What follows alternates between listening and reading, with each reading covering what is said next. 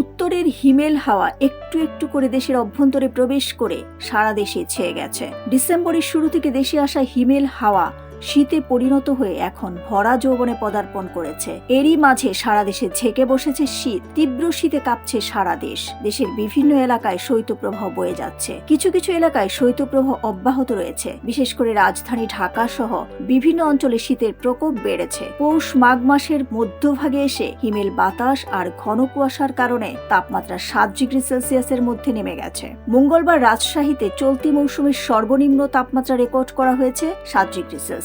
ভোর 6টার দিকে এই তাপমাত্রা রেকর্ড করা হয়।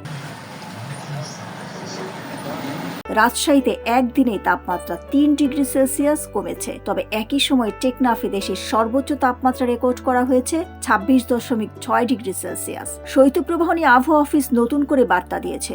নতুন বার্তায় আবহাওয়া অফিস জানিয়েছে দেশের 10 জেলার উপর দিয়ে শৈত্যপ্রবাহ বয়ে যাচ্ছে। জেলাগুলোর মধ্যে রয়েছে রাজশাহী, পাবনা, বগুড়া, দিনাজপুর, নীলফামারী, পঞ্চগড়, রাঙামাটি, যশোর, চুয়াডাঙ্গা ও কুষ্টিয়া জেলাসমূহ।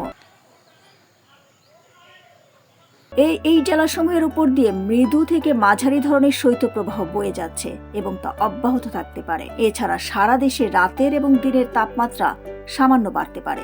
আবহাওয়া অফিস জানায় আগামী 24 ঘন্টার মধ্যে অস্থায়ীভাবে আংশিক মেঘলা আকাশ সহ সারা দেশের আবহাওয়া শুষ্ক থাকতে পারে। সেই সঙ্গে মধ্যরাত পর্যন্ত সারা দেশে মাঝারি থেকে ঘন কুয়াশা পড়তে পারে এবং কোথাও কোথাও তা দুপুর পর্যন্ত অব্যাহত থাকতে পারে। ঘন কুয়াশার কারণে বিমান চলাচল, অভ্যন্তরীণ নৌ পরিবহন এবং সড়ক যোগাযোগ সাময়িকভাবে ব্যাহত হতে পারে।